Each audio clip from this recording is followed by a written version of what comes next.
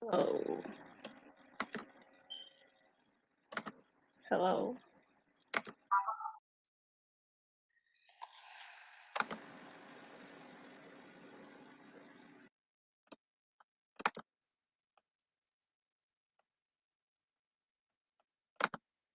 Can you hear me now? Awesome. Awesome, awesome, awesome. So let's just go ahead and jump in. Leave your questions in the comments if you want them answered, and I will do my best to answer your questions. I was working real hard today.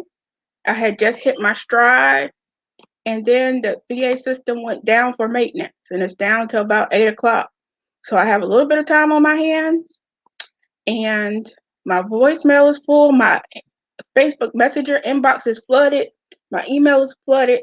And I know I haven't had the chance to get back to everyone, so I thought I would just come on live and take some questions.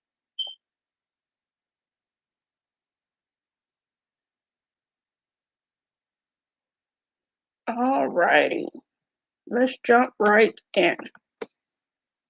So how long does it normally take for the VA to correct an error on their end after all the additional evidence has been provided? In my experience, it only takes a few weeks to a month for them to correct the error. If it's an obvious error, not just an alleged error, they will go ahead and fix it as soon as they realize it.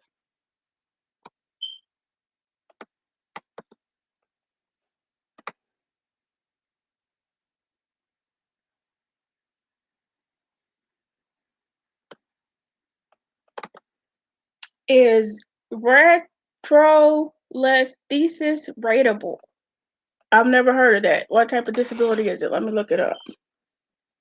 Retrolesthesis.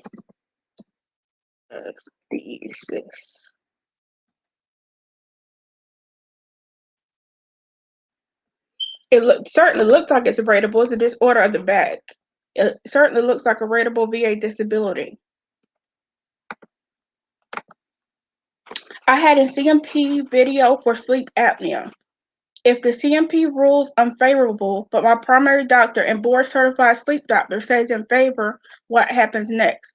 What should happen if your outside letters are written correctly is that the VA should making a decision based on the preponderance of evidence being in your favor, and they should grant the claim.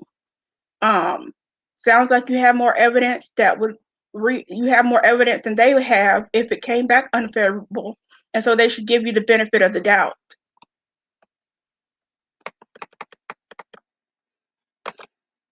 Do you help with claims in Jacksonville, North Carolina, or can you help with any? I can help with any, but that same thing goes for any VSO, any claims agent, and any attorney, because it's federal law.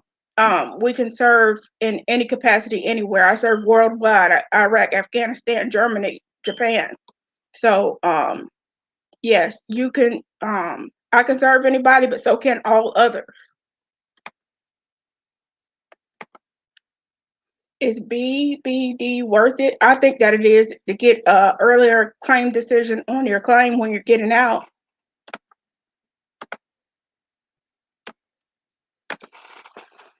I'm in the waiting to get on the docket stage of my hearing. Any idea if things are slower now than they were before the pandemic? I think they're moving faster actually than they were before the pandemic.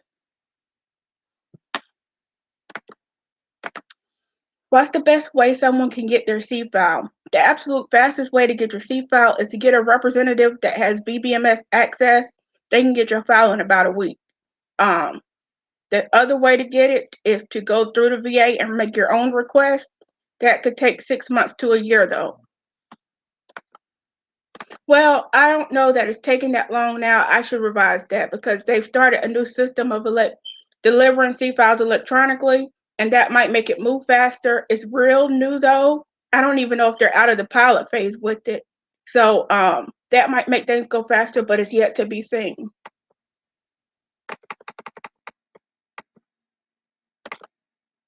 Heart condition secondary to trauma and stress disorder. I've seen it.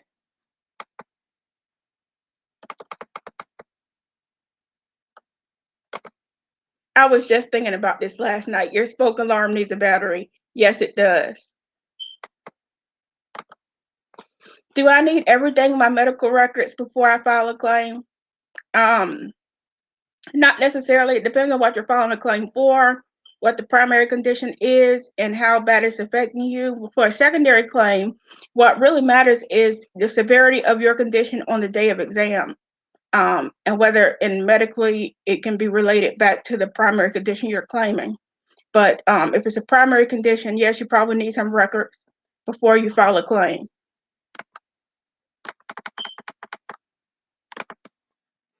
What makes the VA lower your current rating? If you are sent for another exam, like you put in a claim on something you're already rated for, and you're sent for another exam, and that new exam shows improvement, then the VA will sometimes reduce your rating. If it's not a drastic improvement, it's just a small improvement, sometimes they will just leave it alone. But if it's a significant improvement, they will move to reduce your rating. That's most of the time, if it affects your current rating, like lowers it actually, instead of just keeping it the same, they will propose to reduce the rating. So you'll have 60 days to respond, and then the process will go on from there. I'm 30% for sinusitis due to deviated septum. Can I claim deviated septum as a claim? Yes, you can. Absolutely. I have a friend who is rated 90%, but was also awarded IU, but does not understand what it means. Can you elaborate on it so I can explain it to her? So basically, she was awarded total disability, individual unemployability. So she's being paid at the 100% rate. Basically, it means that she cannot work and does not intend to return to work. And if she were to work, that she could only make under $13K a year, or whatever the poverty limit is now. So basically tell her that she's, getting paid at the 100% rate because she can't work. Just had our court case with Judge Virtual for our husband back and skin allergy. How long does it usually take to be resolved? We are 80% and filed over 8 years ago. Oh my goodness. I'm so sorry it's taking so long, but you could be looking at another 6 months to a year. It just depends on how fast the judge is and their staff is. I would probably put it closer to 6 months than a year, but you could still be looking at some time. And I hope your hearing went well. Is it possible to rate PCOS to an already service-connected disability for hypothyroidism? I believe it can be. Possible to connect is the word you mean. Is it possible to connect PCOS to an already service-connected disability for hypothyroidism? More than likely.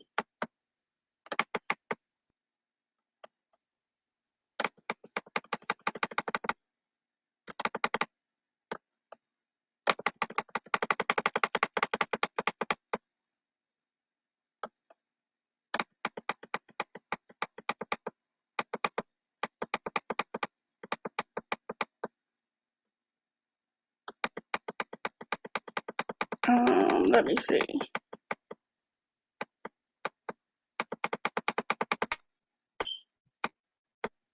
It just went way down in the comments. Let's see.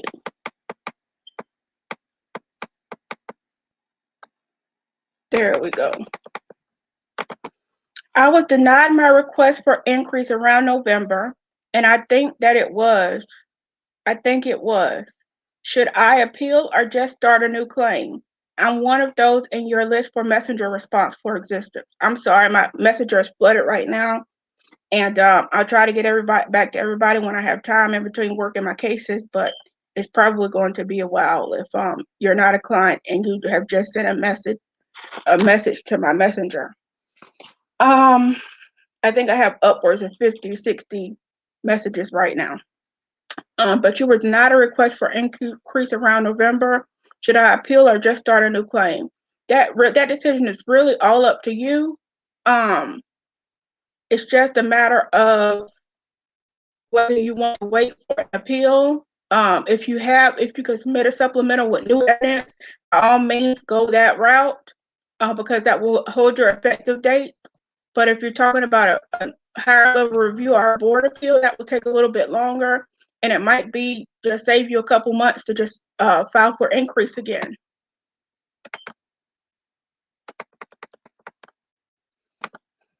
Do you need a CPAP in order to claim sleep apnea? No, you don't. Hey, St. Lou. I just completed my CMP exam on Sunday with BES. The exam was for sleep disturbance secondary to PTSD combat. If I get a rating for my secondary approved, would that also increase my PTSD claim? Would that increase my PTSD increase claim? Currently 70%. Thank you. No, it wouldn't affect your PTSD increase claim. It would be a separate rating. What happens is they would combine the ratings and you would get one rating altogether. So it wouldn't be anything that would affect your PTSD claim. If you have a separate PTSD increase claim, they're going to give you an exam for that and you'll be rated on that.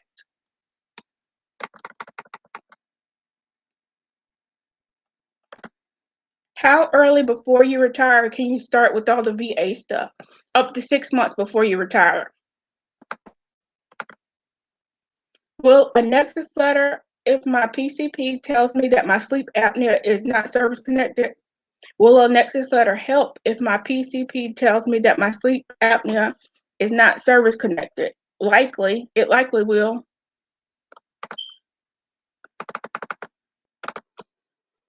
They have deferred my dental claims. I completed the CMP exam on December 15, 2020.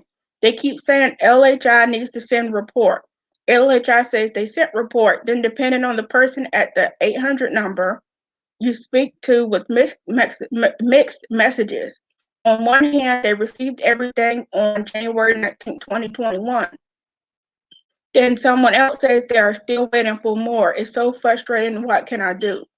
The most likely answer is that they're still waiting for more. They might have sent off for a clarification or something like that of the examinations, or the thing you can do to relieve your frustration is to get a representative who can look into VBMS, Veterans Benefit Management System, and look into your file and tell you what's going on.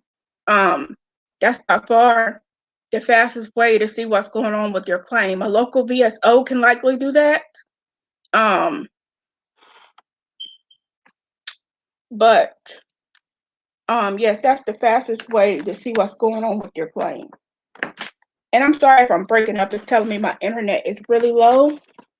So I'm just going to plug up the old-fashioned way here.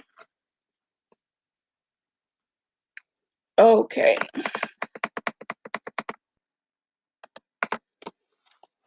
I just completed a sleep study and results in a very numbers waited on CPAP and waited on CMP for PTSD. Should I wait to file a claim for sleep apnea secondary to PTSD?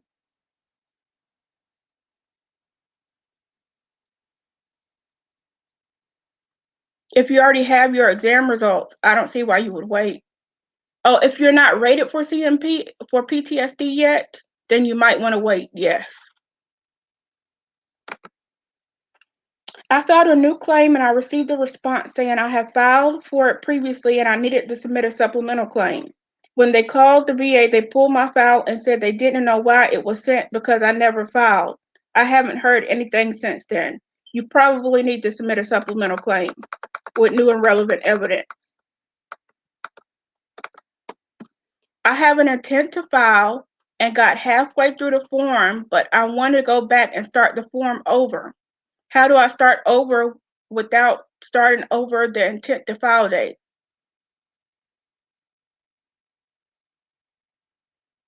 I have an intent to file and got halfway through the form, but I want to go back and start the form over. I would suggest that you submit a paper form. That might help get clarified things for you. Can you give me a summary on what to expect at a video hearing? So basically, if you're represented, your representative should guide you through it. If you're not represented, expect to be able to tell your story cold to the judge or hearing officer, and then expect them to ask some questions of you.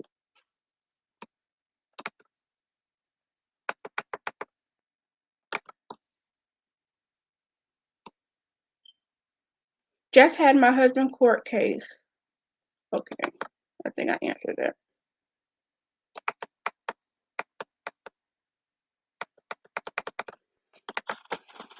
I found out that I have fibromyalgia. I was never in the Gulf, but I am service connected for my back. I had a motor vehicle accident in 2017 while still active. I injured my neck and shoulder. I'm filing new claims for my neck and shoulder. Can I file fibromyalgia secondary to my back, or file it secondary to the new claims on my neck and shoulder? You can file it secondary to either one. That's up to you and what you feel has the strongest case for it.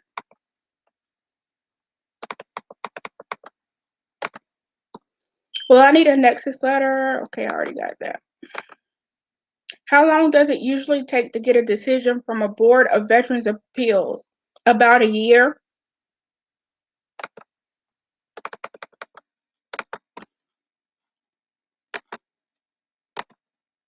Should I put in a claim on my bilateral feet or wait after surgery? Thank you. You can do either. If they're that bad that you need surgery, the examiner will probably see that during your exam. So I would go ahead and put in the claim. Is it difficult for a surviving spouse to make a claim for her children? Her husband died 10 years ago and never made a claim when he retired. It might be difficult. It just depends on the cause of death and whether they can relate that back to service. If it does become service connected, then they would be eligible for benefits, especially if they're minor children. It is worth pursuing. It just might be a headache.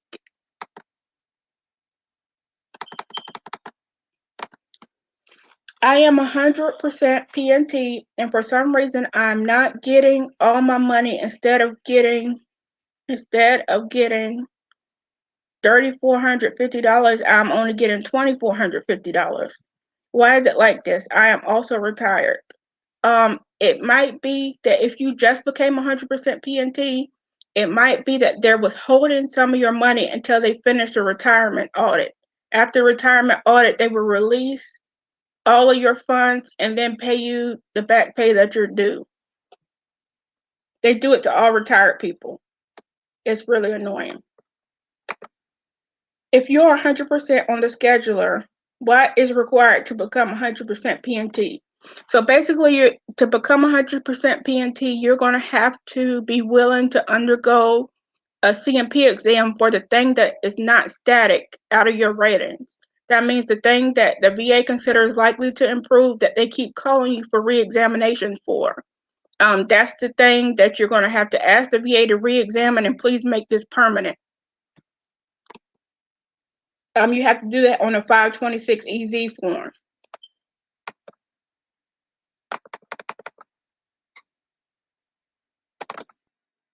I filed a claim for anxiety disorder and had a DBQ on PTSD. Should it have been a different one? If the examiner felt you had PTSD instead of anxiety, they are to fill out the PTSD DBQ.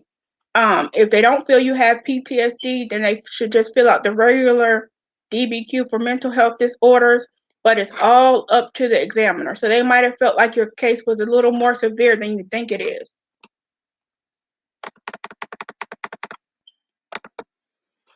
I'm service connected 0% for pseudophocalitis barbae.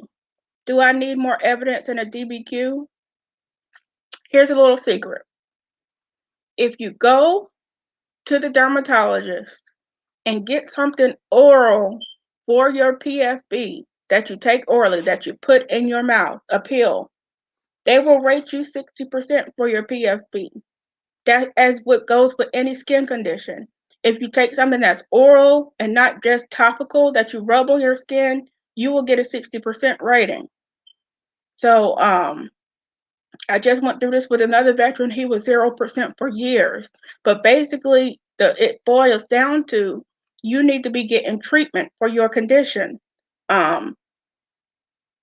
If that would help more than a DBQ, is to go get something for your condition and for it to help you.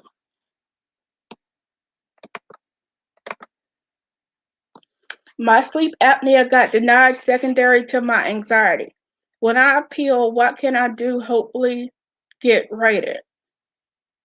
You could add new and relevant evidence or get a Nexus letter to that end that would add to your evidence to be able to prove that your sleep apnea is secondary to your anxiety. Does the CMP examiner review previous psych evaluations when making a determination on my secondary claim for a rated disability? They will probably review your whole file.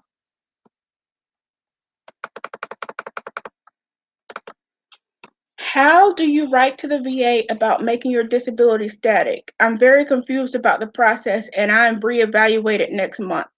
If you're already up for reevaluation, then I would just write a statement on a VA 4138 form, statement and supported claim form. They also have a new form for statements, but it has all these boxes that I really don't like. They're formatting the form. And I think after that, it'll be a little bit of better form, but that's a sidebar.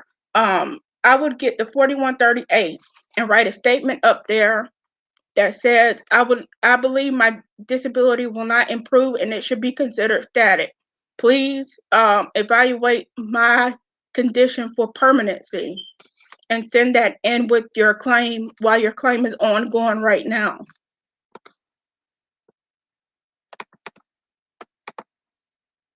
How often do you have to reevaluate exams once your claim is approved for TDIU or PNT?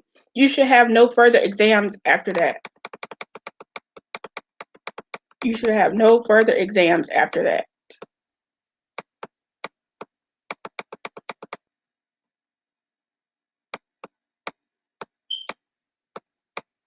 Okay. I got lost in the comments again. Let's see.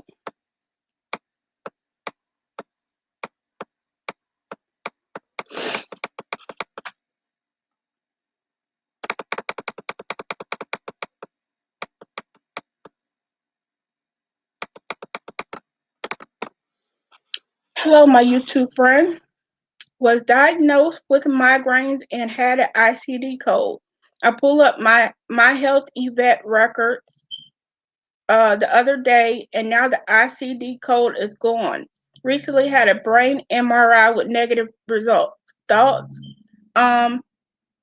Sometimes the VA uses like a different form of coding than the ICD code, but it still has some type of code attached to it. I believe it's SCD that they call it, or something like that.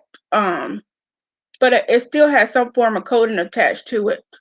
I'm not sure what's going on with your brain exam and the negative results, but that doesn't mean that you don't have migraines. I mean, if you have migraines, I would still continue seeing your neurologist and continue complaining about them.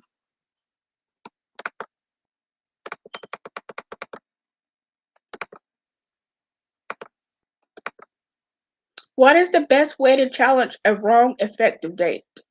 Sometimes you could just submit a supplemental claim and a statement explaining why the effective date is wrong, and they will go in and make the change. Sometimes you can ask for a higher level review. I just did this the other day and got awarded all the way back to 2016 because they had overlooked, they only dated it for the date of the supplemental claim and not the date that it was originally submitted before the BVA. And so if it's an obvious error, just write up a little statement and submit that with a supplemental claim form.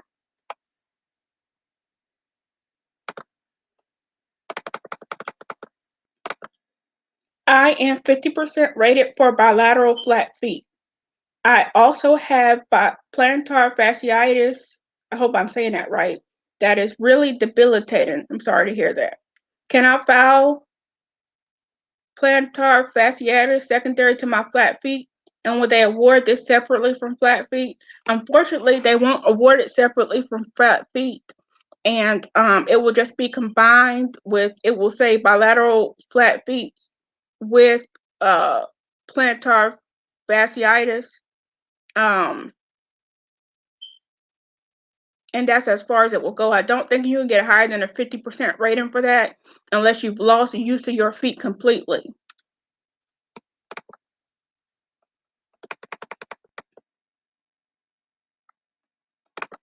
Can you be IU and permanent and total? Yes. Why is it that some medical examiners rate other disabilities and deny others? They need to pass a law where it's the same across the board. Where theoretically they are supposed to rate things the same way, but it's all up to their discretion of medical training, and that's where discrepancies come in sometimes. I think when you're dealing with different level of medical professionals, right now they have nurse practitioners, physician assistants, and doctors doing exams. That I see where nurse practitioners will say one thing, whereas a doctor will say another. But then sometimes I see doctors that will just turn everything down. So I mean, it's just a matter of their medical training and what they think of your condition when they examine you.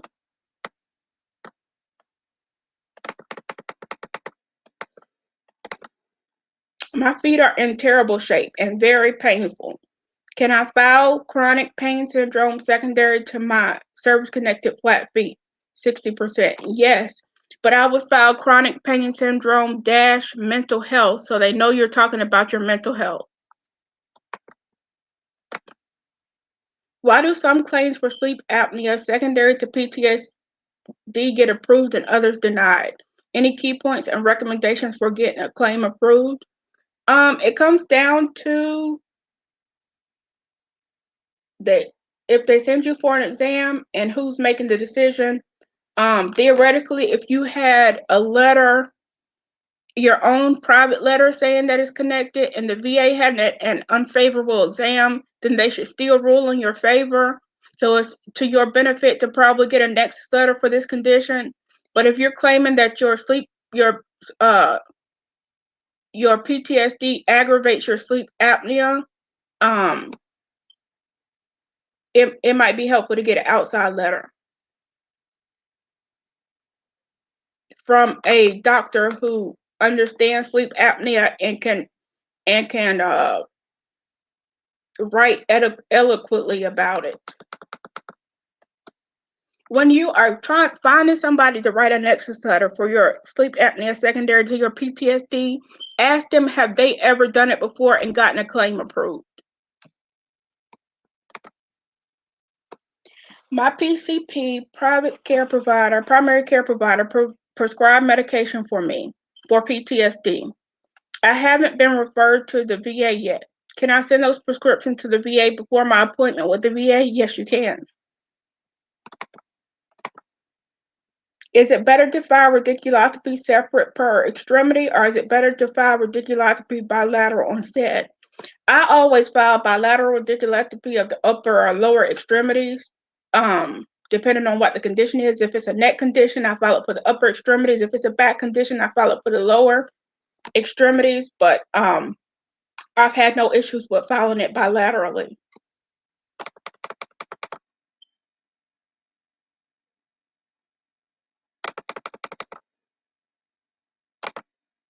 How weird is it? I just realized my hearing sensitivity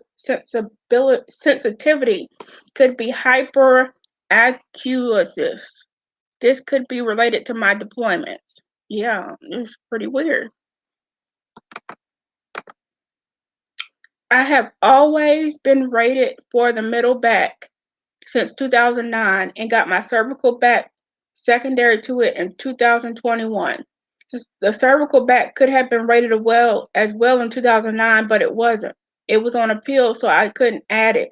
Recently found information on cervical radiculopathy dated 2005. What should I do? you should file a claim for radiculopathy ASAP, secondary to your neck. What if I am too mentally incapable of filing my benefits?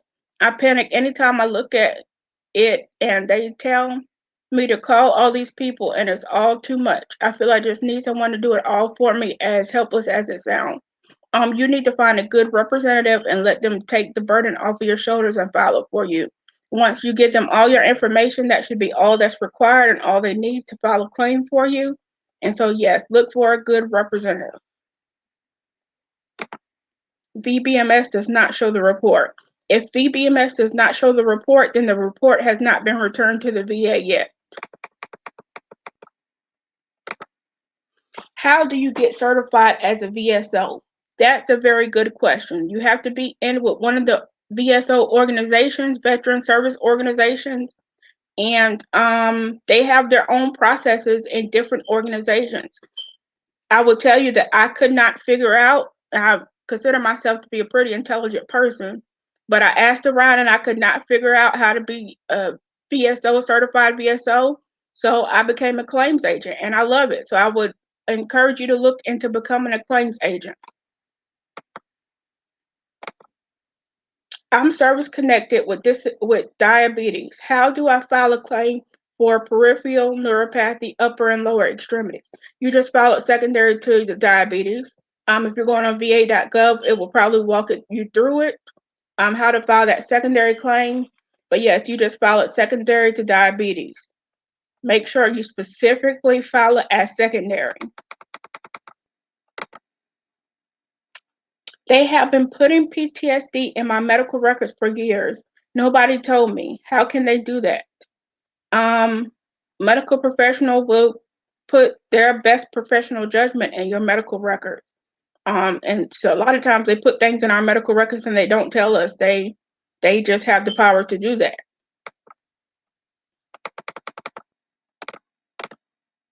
Will the VA give a person that is gainfully employed a 100% mental health rating for PTSD or somatic symptom disorder? They can, and I have seen it, yes. Can I ask a question here? How do we get our question answered? Simply leave a question in the comment.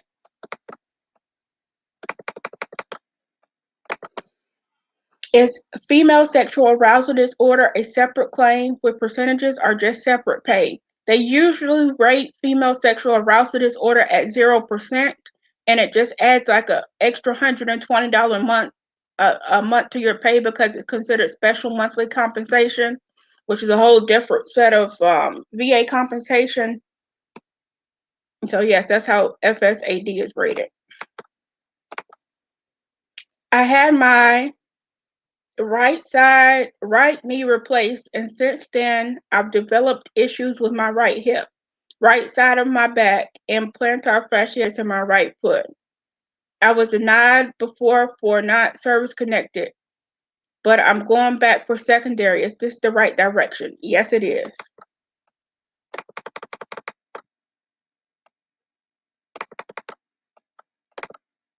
Can conjunctivitis be secondary to either rhinitis, sinusitis, or asthma? Yes, I've seen it that way.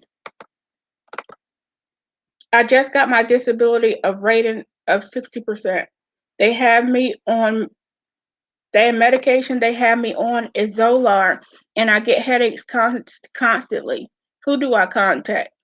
I would contact your doctor. If you feel like you should have a higher rating for headaches, you might want to put in for that. But the max you can get is about 50% for headaches. And so, but if you feel like they didn't rate you correctly for headaches, keep pursuing it. But otherwise, medically, you need to talk to a professional, maybe a neurologist.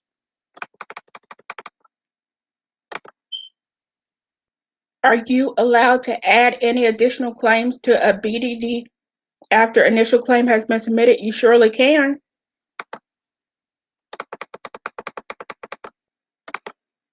Have an ankle on appeal since 2015. Ankle has gotten so bad I have surgery at the end of March. Is there anything I can do after I get surgery to get it connected, or do I continue waiting?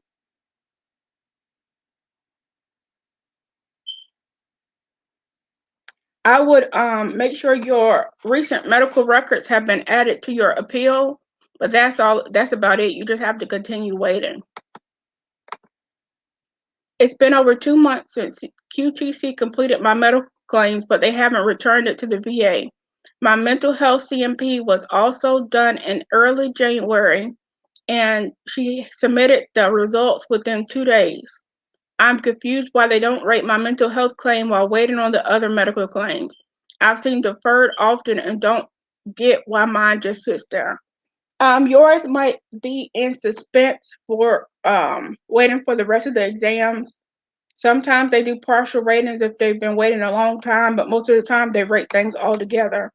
What gets a partial rating and what doesn't has no rhyme or rhythm. And so it looks like in your case you're just going to have to wait for a whole decision. I'm sorry about that. Can I file a claim for migraine secondary to multiple service-connected conditions, sinusitis, rhinitis, and tinnitus? Or can I file secondary to only one condition? You can file it secondary to all 3 conditions.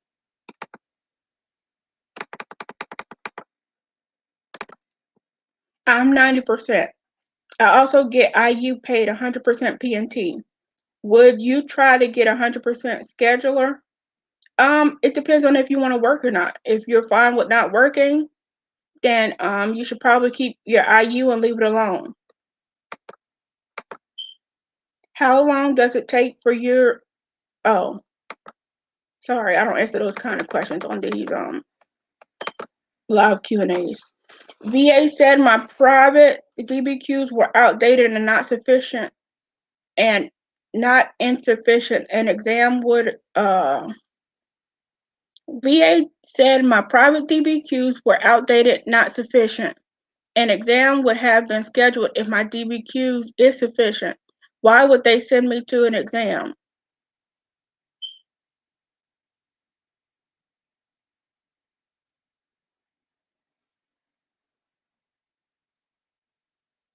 Oh, I understand what you're asking. Basically that's what the VA does these days is they're still sending people to exams, even on supplemental claims. I will tell you that I have seen some light at the end of the tunnel in the last week or so. I've had 3 claims rated on just the private evidence we submitted with the supplemental claim, rated favorably with just the private evidence without sending them to a new exam. So maybe some new guidance or something like that has been passed down that we don't know about yet. But that's what I've seen.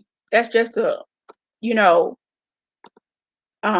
just my perspective or personal opinion, but I think the tide might be turning there. But for right now, they're just scheduling exams for everything. I'm rated 10% for epilepsy and had a CMP already about a month ago or so. My epilepsy isn't going away and I'm on meds for the rest of my life. Any idea what to expect?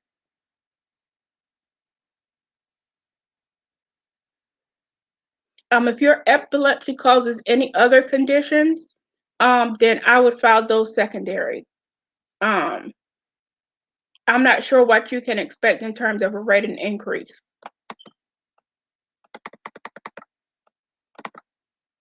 I submitted a claim for IU. VA was waiting for Social Security medical records.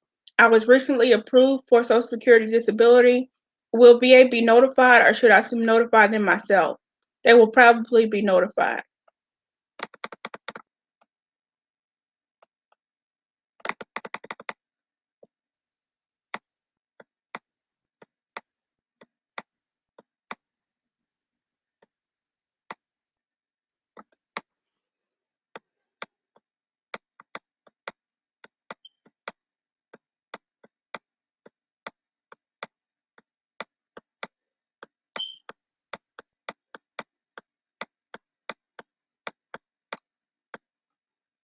Okay, there we go.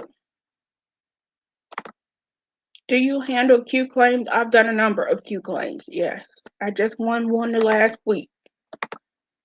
How often do you have to have reevaluation exams once you're approved for TDIU or PNT. You should have no future reexaminations after that. I have put in and am being treated for PTSD. I was a combat engineer and was injured during active duty. I'm currently 60% and I was denied on my PTSD. The doctor that called seemed like she could care less about anything I stated. What can I do? I would get an outside medical opinion about your PTSD, maybe your PCP, primary care provider, to write something up and submit that with a supplemental claim.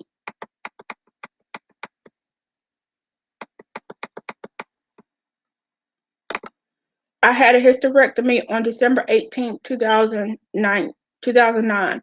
What specifically do I have to show in order to get SMCK? Loss of use of a creative organ. That's what you have to show. I was diagnosed as asthmatic in the military. I take 3 medications. I took the pulmonary functions test, which shows a huge difference when given a treatment. VA says I don't need any more evidence. Should I do more? Also, I slammed my knee during a rappelling training and got x-rays. X-rays showed nothing, but I ended up needing 2 knee surgeries by a civilian doctor. Now there is arthritis. Is there any advice because I went to a civilian doctor and got the surgery after I ETS 2 months? Just submit the claim.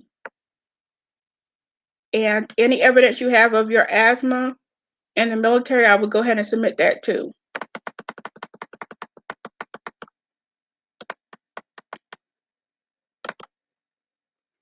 If I am rated 70% PTSD with insomnia, if I submit a claim for sleep apnea, will the VA look at my PTSD to make the final decision to connect secondary to my PTSD? They will look at it, but they shouldn't touch it. If you submit a secondary claim, they should not touch the primary condition. That would be unusual.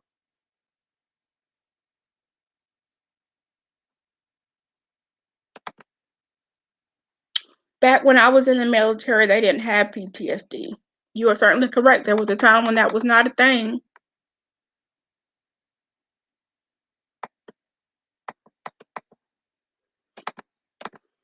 Will I need a Nexus letter if my PCP tells me sleep apnea is not service connected? Likely. Can you have ratings for knee pain, locking, and instability? All 3 are different rating codes. You can have ratings for knee pain and instability, but the locking is considered part of instability.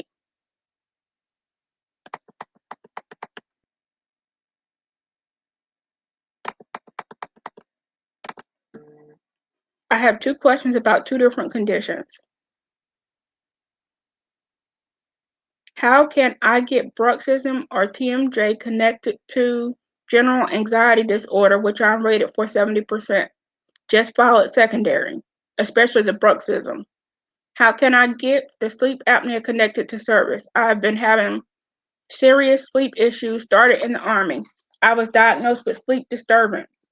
I recently had a sleep study, which is like 4 years after the Army. I was offered previously, but I denied at the time as a fool. Now I'm trying to connect the sleep apnea to service. How do I do that? You might want to try it secondary to your GAD. But I would have to see what else you're rated for to see if you could try it secondary to something else. But yeah, you should definitely pursue both things.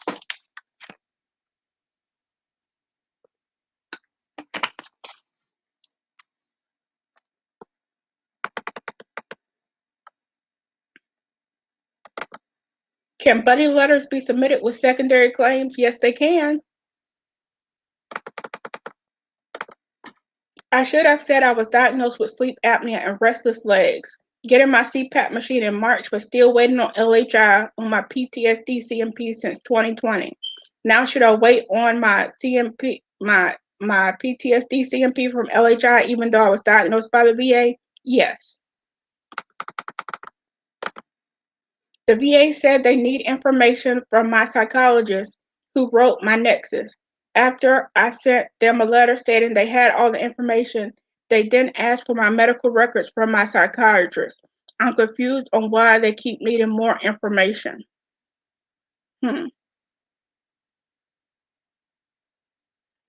They shouldn't need all your medical records from your psychiatrist, but I might submit them just because they're asking for them and to get your case moving forward. I got denied anxiety rating. They said though I was seen, I don't have a diagnosis, but my civilian primary care provider diagnosed me and I'm on medication. I'm doing an appeal. What should I include? New and relevant evidence to submit a supplemental. Is it best to submit my claim online or with the VSO? It depends. If you know what you're doing, feel free to submit it online. But if you have any hesitancy, then get a VSO or agent to help you. How can you get an increase on foot numbness?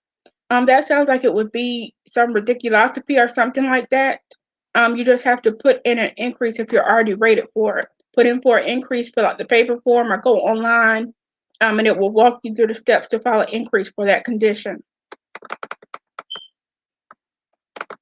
Is there a way to get a list of available VSOs?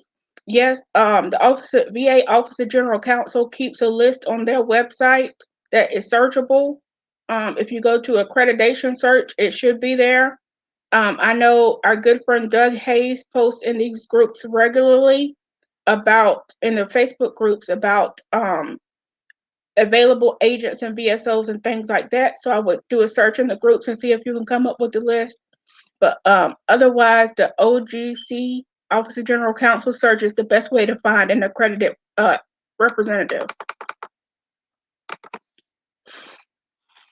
For hypothyroidism, which was recently added to the presumptive list for Agent Orange, what is the range it needs to fall out of to initiate a claim? What is the range it needs to fall out of to initiate a claim? The honest answer is I'm not sure. I'd have to look that up. Hi, thank you so much for helping us. I'm so confused. It looks like my rater found evidence of bilateral hearing loss. I had applied for tinnitus. I had a message to fill out a form, but they already opened a claim for it. How do I let them know that I wish to file for it if they already opened a claim for it? They might have inferred a claim because on your tinnitus exam, it came back with hearing loss. And so if they already opened a claim for it, then you don't have to worry about filing for it. Will filing a supplemental claim that's not in my HLR affect my HLR, or should I wait until a decision is made?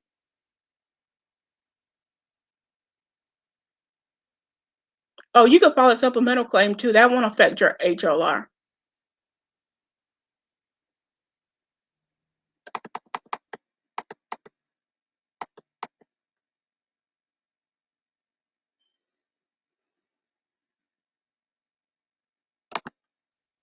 Hello, what is recommended after a claim was denied twice? Get outside medical evidence. You may need a Nexus letter or a DBQ.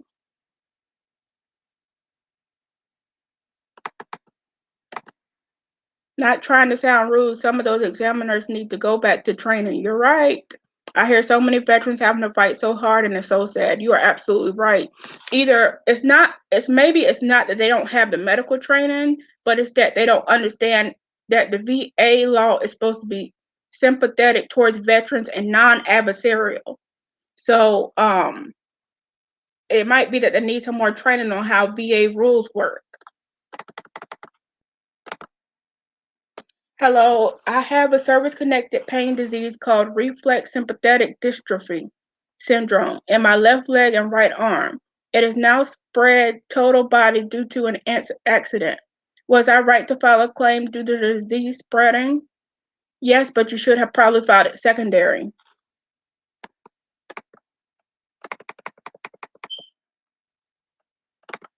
How do I prove I had undiagnosed sleep apnea when I was in service? The only one that can do that for you is a doctor. They can look at your records and say these symptoms are probably led to or were evidence of sleep apnea while in service. And so you're going to need a doctor to look at your record and, try to piece that together. Women arousal disorder. Is it just a payment or a percentage? It's both. It's 0%, but it comes with the payment.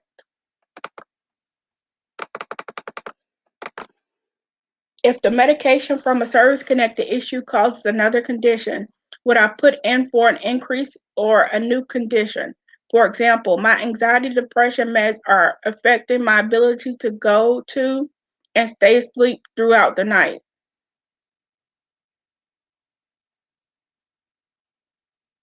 You would file a secondary claim. You would file a secondary claim and say sleep disturbances are, and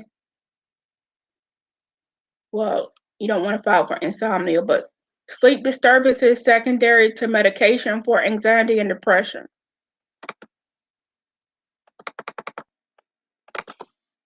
Do they defer parts of your claim if they can't find records or are waiting on records? Mine's on a hardship, but there are other things on my claim that can already be rated. They might.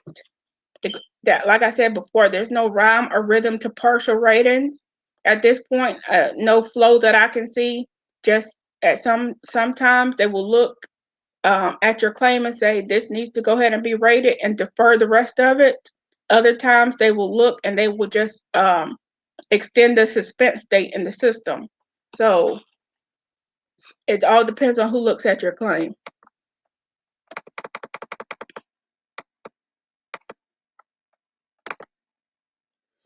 I am rated 100% PNT, but I just had to do more CMP exams for deferred claims. Will this affect my already styled rating?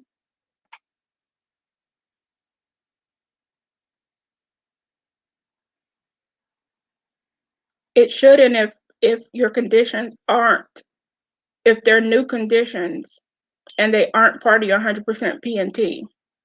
So, which it sounds like that's the case, so it shouldn't affect your 100% PNT. My foot, which is service connected, gave out and I fell down the stairs. Sorry about that. I was in a coma for 2 weeks, TBI, metal plate, and screws in my wrist, and blind in one eye. How likely is everything to be approved as a secondary claim? It sounds like it's definitely connected, but you need to explain very clearly in your claim that your foot gave out. I would actually do this on a paper claim form. Say my foot gave out, which caused the secondary conditions of TBI, wrist pain, blindness in one eye, and write that out and submit it to the VA with the statement on how they're all connected.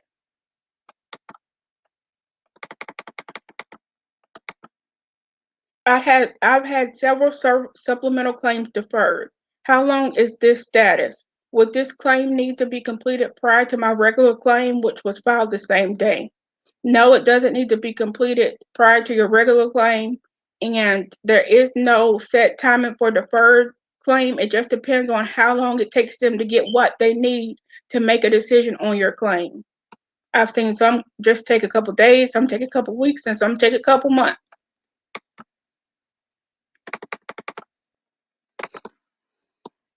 I filed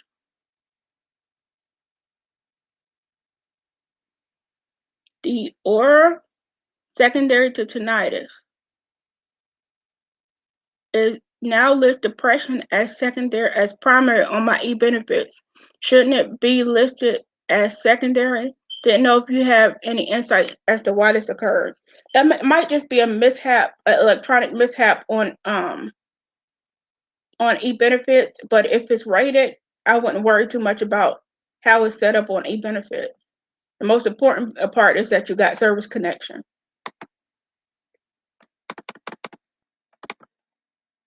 I first got denied in 1994. I was denied over a dozen times because VA said they couldn't locate my active duty medical records. I finally got them in July of last year after requesting them for over 25 years. Is there any way to file to get a date change? Yes, the law specifically provides for situations like this. In 38 CFR Code of Federal Regulations 3.156C, you will find that it says that if records are discovered after a claim has been denied for so long and they're finally discovered and it helps it to get approved, that they should go back to the date of the original denial and reconsider the claim. It does not say grant the claim, but it says they should reconsider the original claim.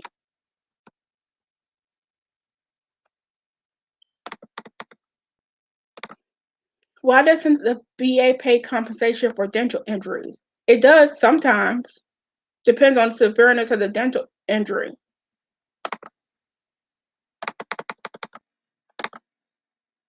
During the Army, I was on a profile for right hip. Can I file for both? The hip pain will only rate me for my right hip.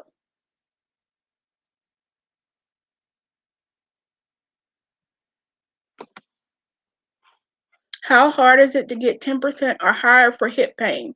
My right hips are x-rayed by the VA twice and no major damage shown. It depends on the severity of the condition on the day of exam. How far you can move your hips, if you can cross your hips, if you can move it backwards. But yes, you can file for left hip pain secondary to right hip pain if only one of your hips are connected right now.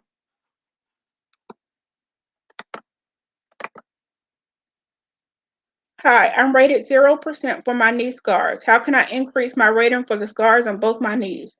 Thanks. Just put in for increase. My medical claim was denied based on my medical records being lost. They got lost by the VA in St. Louis. I'm so sad that happened to you. All you can do is keep trying to request them and keep making them look for them. I just had a situation last week where a lady couldn't find her records for 10 years, and I got access to VBMS, and her records are sitting right there. So I don't know why sometimes I can't find records. Try TRICAREonline.com, see if any of the records are there, but keep pushing our prescription history or anything, but keep pushing to try to get them to find those records. Before submitting my own claim for several conditions, I was advised by the regional VA claims rep and the VA disability rep on 3 different occasions to submit DBQs that had conditions checked on them, despite not being signed by a doctor, and was told the VA examiner would sign my exam. Oh my goodness. I did submit a couple of signed DBQs. Any condition marked on those DBQs was ignored, and a decision later stated that the package contained blank DBQs. Yeah, I know I can't read the rest of your question, but that was really bad advice. You should not do that. Unless your DBQs are completed by a doctor, you should not submit them.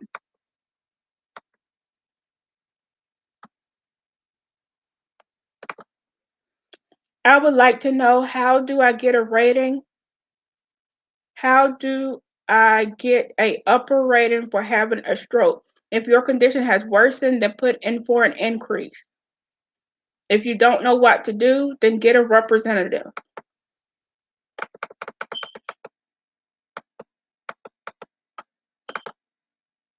My therapist, who I've been seeing for over a year, believes that I was misdiagnosed when I left the Army that caused 20 years of PTSD.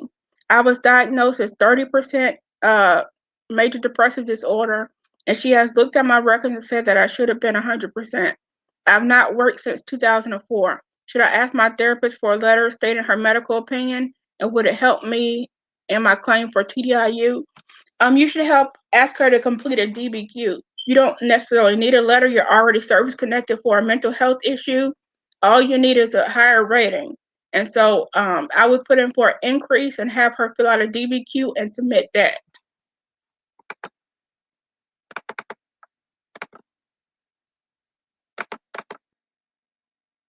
I filed depression secondary to tinnitus and was awarded a small percentage. However, I see depression listed in e-benefits as a primary and not a secondary.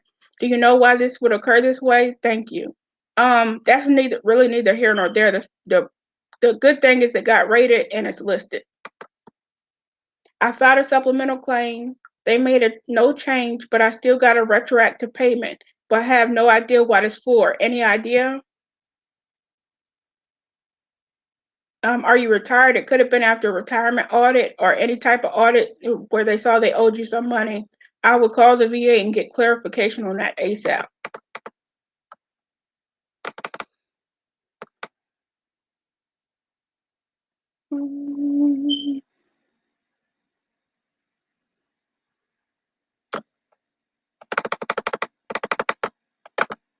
What can be done if the psych examiner won't check the boxes on a DBQ but notates the same symptoms in the narrative?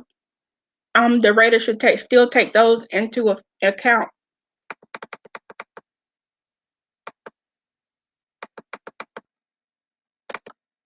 What form do you use to file for female sexual arousal disorder if it's caused by MST PTSD?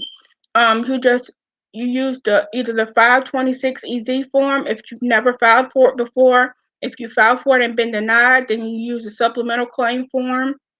Or you can go online and just use the secondary function option to claim it secondary to PTSD MST.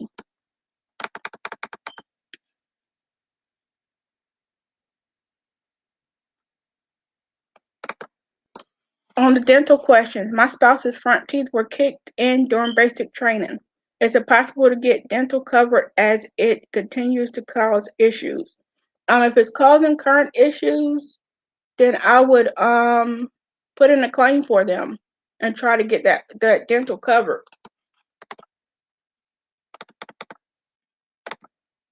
Sleep apnea is one of my ratings, and I continue to fail at using machine due to claustrophobia. I also have PTSD. Would this be considered a secondary claim or request Nexus? Who would I get that letter from?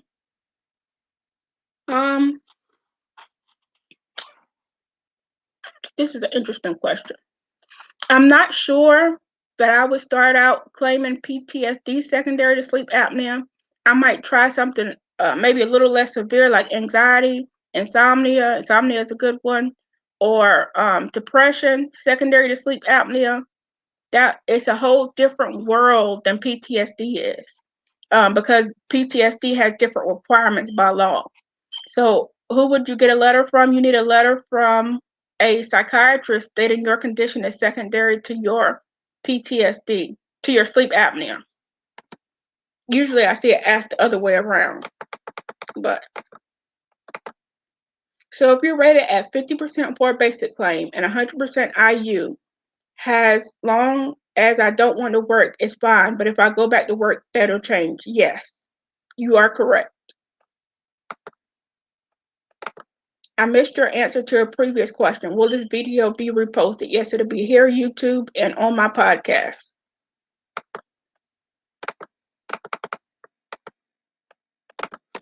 Can you explain the process for getting scars claimed? You just claim them secondary to the primary disability. Like if you had knee surgery and you're rated for knees, you just claim them secondary to your knee. If you had back surgery and you have a back scar, you claim it secondary to your back condition.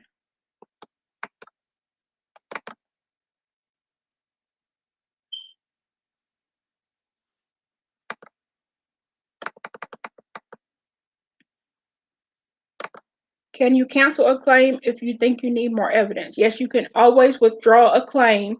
You just need to do it in writing to the VA before they make a rating decision. You have to withdraw a claim before they make a decision.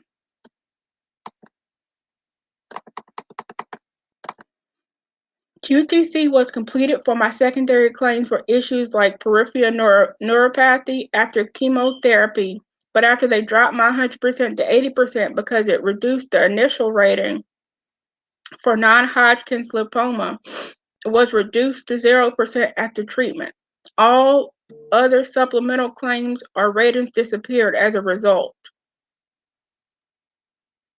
Most of the VA already has documents the 4 previous secondary conditions. Should I refile all secondary issues separately due to chemotherapy?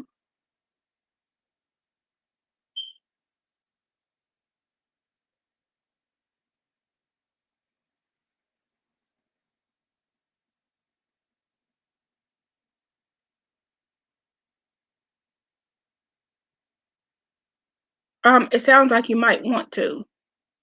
That's an odd situation, but it sounds like you might want to. All of my claims are still on appeal and waiting on my hearing date.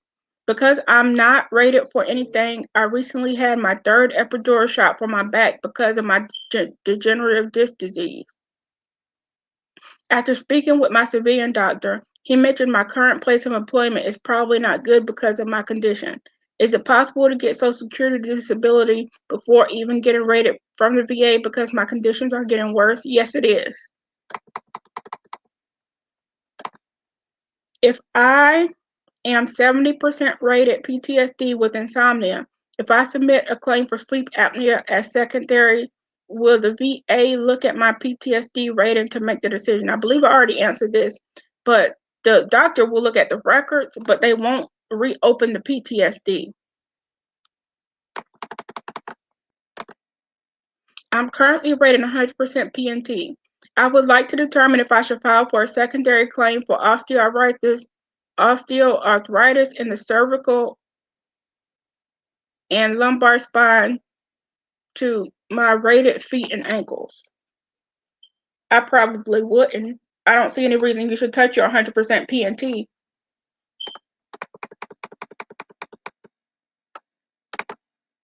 How can I get my lower back surgery connected to arthritis in my knees and 50 plantar fasciitis?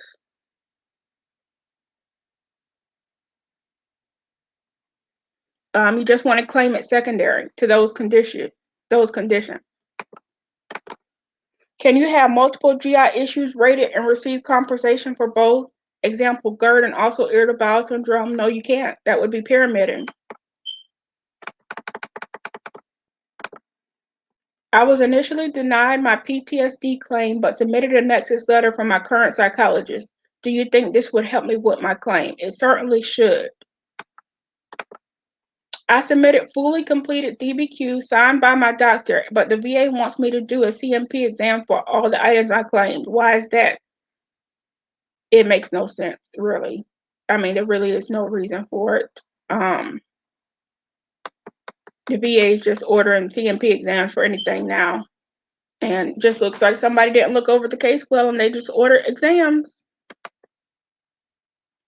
I am rated 30% for tension headache, 10% for cervical, 20% for lower back, 10% for right leg radiculopathy. I have a CMP tomorrow for GERD and neck pain increase. I wish you the best in your exams.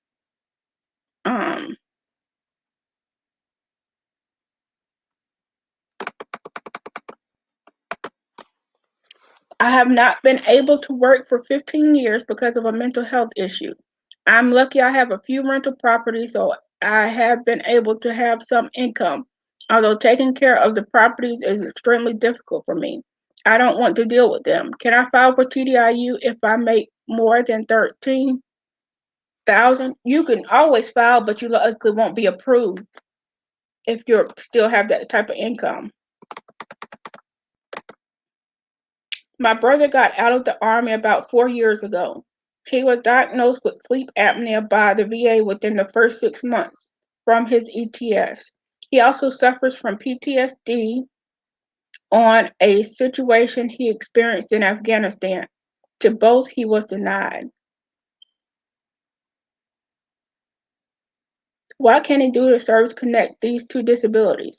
He's at 20% right now for tinnitus and knee issues. Hopefully he still has some time to appeal and he can appeal those decisions. If not, I would get new evidence about a supplemental claim. But if he's still within the appeal period for those decisions, please appeal to the board. If I'm rated 70% rated for PTSD with insomnia, okay, I already answered that. How do I file for bruxism? Even though my dentist is through my private insurance, the VA has not given me any diagnosis for bruxism. Yeah, bruxism has to be filed as a secondary claim, and so it has to be secondary to something you're already rated for. You can use your private medical records as evidence of a diagnosis for bruxism and just submit those with your claim. Locking and instability are under two different codes. Locking is 52058 and instability is 52057. Can you be rated for both? No, that would be pyramiding. What if the VSO in your state is not very helpful? Can you reach out to a VSO from another state? You can. You certainly can. If you can find one who will help you. If you submitted a supplemental claim with additional information, DBQs, and Nexus statements from other private doctors who have been treating your medical issues for the conditions, what, if anything, can you do next? The decision stated that they are making the decision based on the QTC examiner, but the examiner, while acknowledging all of the disabilities, stated it was not likely caused by military. Are all the events all are listed as events that occurred while in service? What else can be done? Appeal that decision.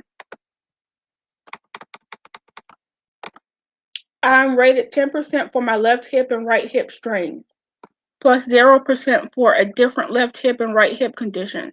The rating decision for both conditions said it should be 10% if I can't cross my legs. Why did they give me a 0% for the other condition? I filed a higher level review and it was denied. It's just based on your range of motion. Whatever the range of motion was on exam is why they gave you a 0% for the other condition. You can try putting in for increase, but higher level review was probably not the route to go. That was, probably just a waste of time. You might just want to try putting in for an increase. Or getting private doctor's records that show your range of motion. I was denied for vertigo claim during the Army. How can it be if I am in the Army and I never had that before the Army? How can I get vertigo service connected? My VA doc recently put me on vertigo medicine during the Army. Do you have records while you were in the Army for your vertigo claim? You want to submit the new evidence on your vertigo and your medicine with a supplemental claim. That's what you want to do.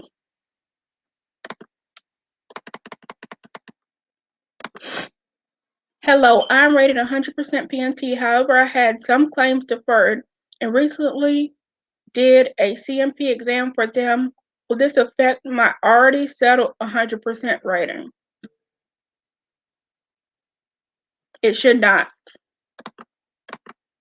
I have flat feet, which is noted in my MEPS by doctor as congenital. My feet, ankles, hips, and back are messed up. What can I file for my feet aside from plantar fasciitis? You can file for fasciitis. You can file for flat feet itself.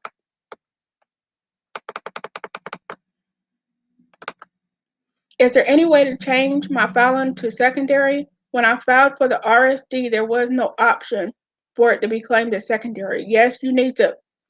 I would get the paper form 526 EZ and specifically claim, say, RSD secondary to whatever the primary condition is and send that in.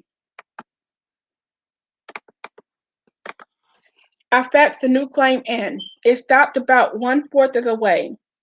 Then used the same cover sheet and faxed the rest. Do I need to mail a copy in or just wait and see what happens?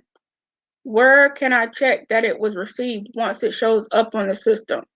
A representative can see that it was received for you, but I would go ahead and fax that again. The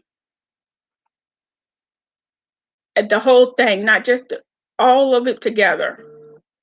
Not just the part that stopped 1/4 of the way, just to be sure.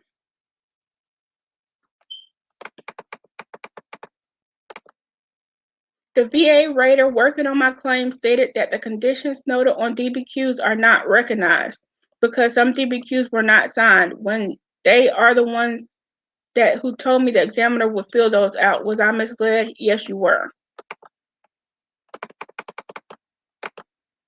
I had a CMP for neck pain and back pain early last year. I added a personal statement for both conditions and now have 2 separate CMPs scheduled for this month. The previous CMPs were favorable, but service connection was not established. Do you know why they would schedule CMP for my supplemental as I only added personal statements? Thank you. It doesn't sound like it makes much sense if your previous exams were favorable. There's some kind of disconnect here that I can't gather just by looking at this question. I would have to review the record, but there is a disconnect somewhere.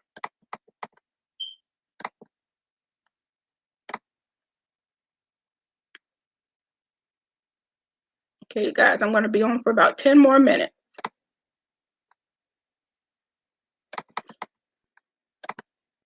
I just got 10% for lower back, but it's deferred. What does that mean? They're getting more evidence on something they need to answer a question about it. What is a DBQ what is a DBQ? Is that in place of a CMP exam? Theoretically, it should be, but sometimes they still order exams.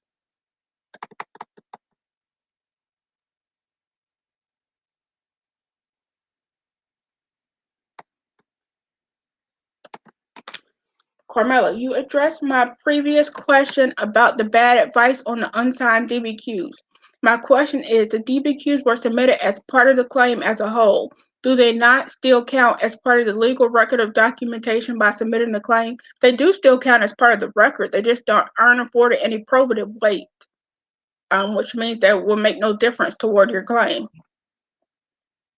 It would be better, you would have been better off just writing a personal statement. I was seen in the Army by mental health for sleep disturbance for multiple times. In the end, my sleep disturbance was lumped into my GAD rating.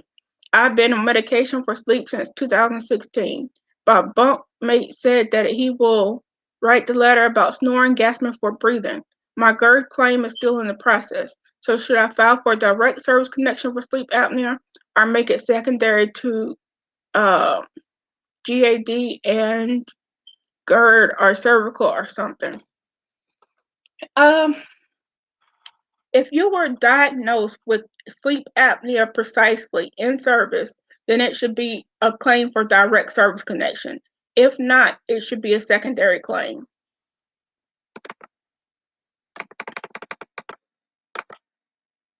I have been rated for 10% tinnitus. Do I need a Nexus to claim sleep apnea and insomnia? Or should I just submit the sleep study stating I have sleep apnea? You're trying to submit sleep apnea secondary to tinnitus? I don't think they will consider that very plausible. I know there are some other folks out there saying that it is possible, but I've never seen it connected and it just doesn't sound right.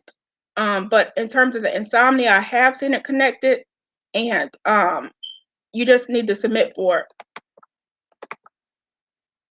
If you have been diagnosed and rated for insomnia, can you request an exam through the VA for a sleep study? Through the VA health side, yes. I had spleen removed previously due to ITP, idiopathic dermal, a word that I can't pronounce.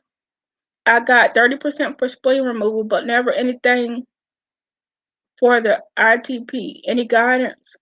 I would have to look more into that condition. It might be something you want to claim secondary to the spleen removal, but I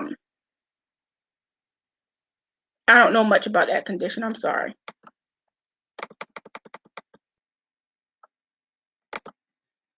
Miss George, do you know of any toxicologists who can write a Nexus letter without referrals or having to join a medical plan?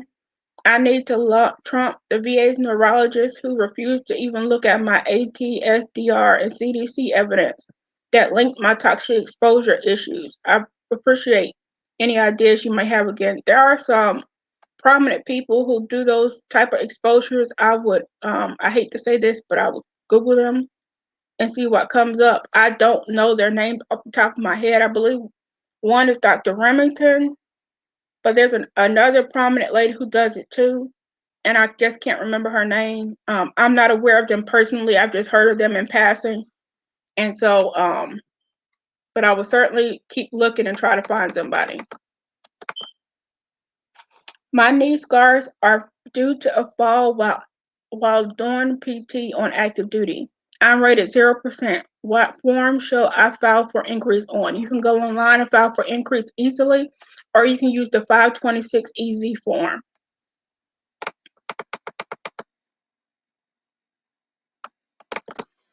I recently found out that I was diagnosed with Chiari malformation in 2004. However, it's documented in my 80 medical records that I had all of the symptoms while in the military. Therefore, I was medically discharged with migraines, but with the code where I could return. My neurologist connected my Chiari and migraines to most recently approved supplemental claim. What would be best suggestion on my next move or decision while patiently waiting on rating decision?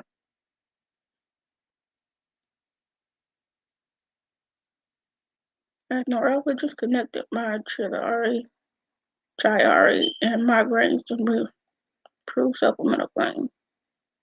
You can file those things secondary if it's not already connected. I really don't know what that condition is though.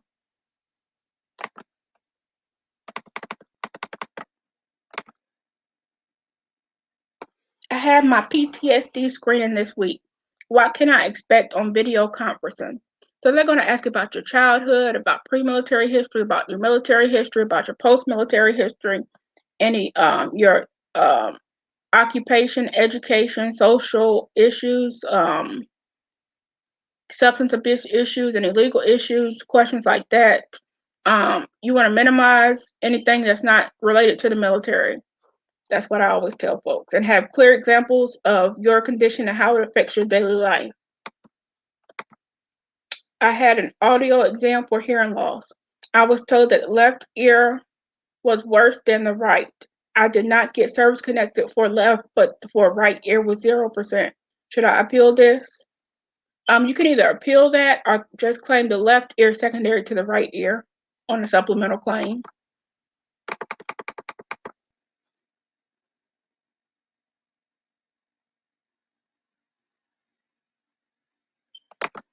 Private doctors can do a DBQ, but they can't look at your records in VBMS, therefore an exam is still needed.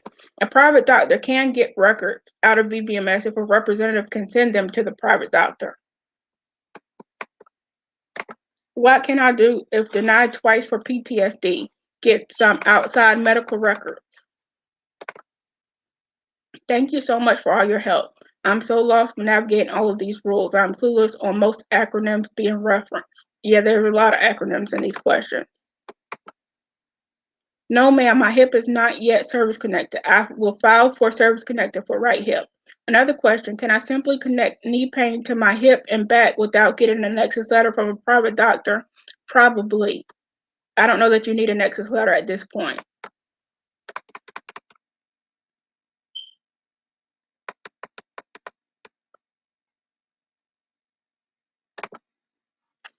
Is it worth filing a secondary claim if I'm 80% P and TDIU being paid at 100%?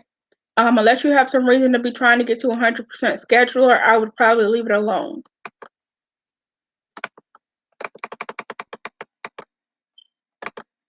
What service-connected breathing conditions can be filed while exposed to burning hazardous materials? There are none that are presumptive right now, but Gulf War syndrome, if it's undiagnosed and an unexplained illness, but those are pretty difficult to get service connected right now. Do you file a supplemental claim with new additional information from being denied previously and also as a Nexus letter needed? Yes, you file a supplemental claim and you probably need a Nexus letter if it's been denied before, but I couldn't tell you precisely without looking at your record. Should I file this condition, scoliosis secondary, as a new claim? It was denied, saying the service connection couldn't be granted, assumed not related to military service. Although I have X-rays and diagnosis showing spine disorders, back strain, and history of scoliosis during my military service and presently. Thank you. You want to file a supplemental claim if it's already been denied before. Does receiving 100% rating for PTSD affect EKIP used for security clearances? I'm not really sure. I was on one of the medications to treat GERD and cause cancer by this manufacturer. Can I put in a claim against the company, and would this affect my VA benefits?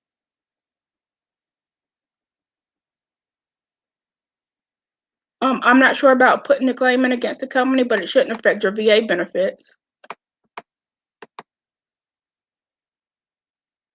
Whoa.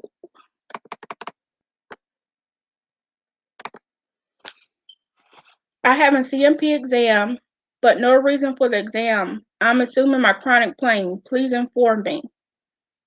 I wouldn't know either without more information. I'm not sure what your exam is for. How can you get a doctor to label a skin disease secondary to Agent Orange? Give them all your information to review and ask them to make a professional judgment. It might come back in your favor, it might not. I have a TBI in service, but can't get my records due to COVID. Should I wait or file my claim and hope the VA can get it? I would at least file an intent to file right now.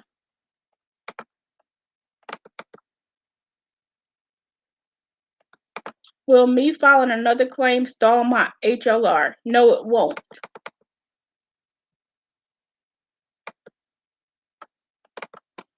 Would incorrect percentages that's clearly in your C file be a good reason to do an audit?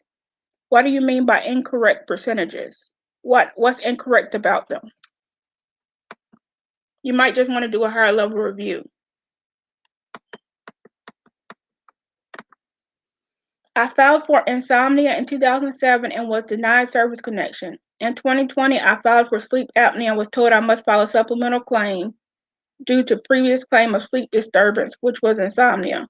Why are they not letting me file a new claim of sleep apnea? I'm not sure, and you should fight that. If your previous claim was just for insomnia, then they should still be letting you file a claim of sleep apnea. Those are two different. One is a mental health disorder, one is a physical condition.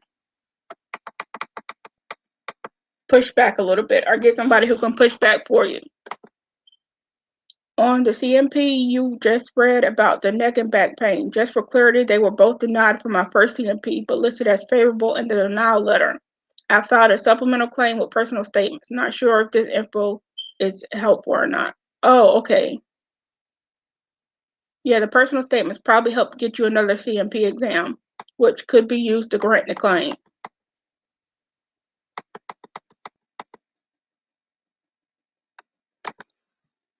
Carmella, after a judge is finally looking at your appeal, about how long does it take before they make a decision? It has been about 2 weeks and they have been looking. There's no set time frame. It could be a couple weeks, it could be a couple months.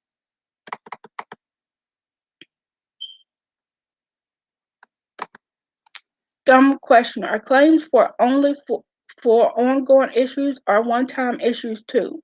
So there has to be a current disability. That's one of the situations are conditions of being granted service connection. So there has to be a current disability. So a one-time issue doesn't sound like it will lend itself to lead to a current disability.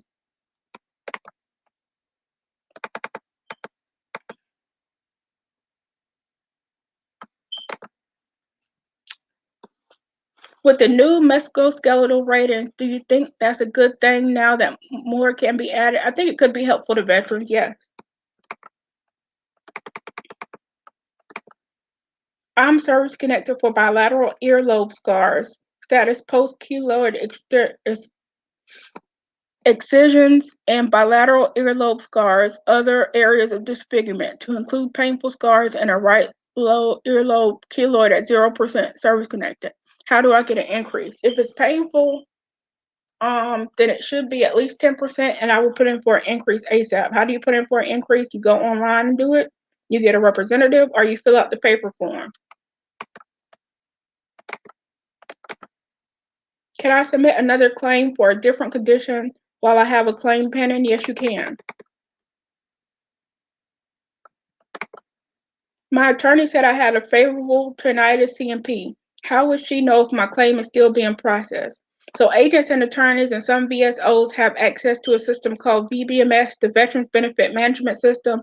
We can look in there and see all your exams, everything that's going on with your claim, who's touching it, when it's moving, when's the next time it's supposed to move, and that type of thing. So she has the access necessary to see the results. Hey, Combat Craig. I am service connected. Okay, I already answered that.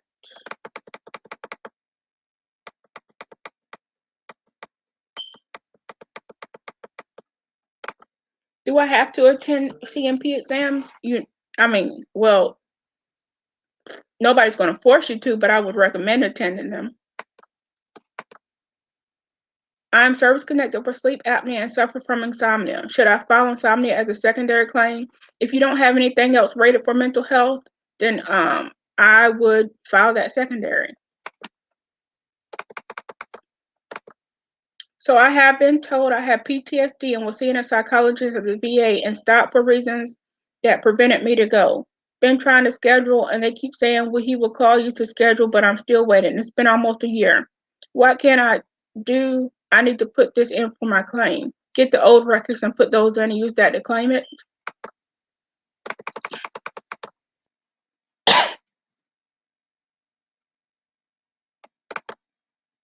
I am new. Do I have to attend CMP exams when I turn in DBQs from my private doctors? I would recommend it.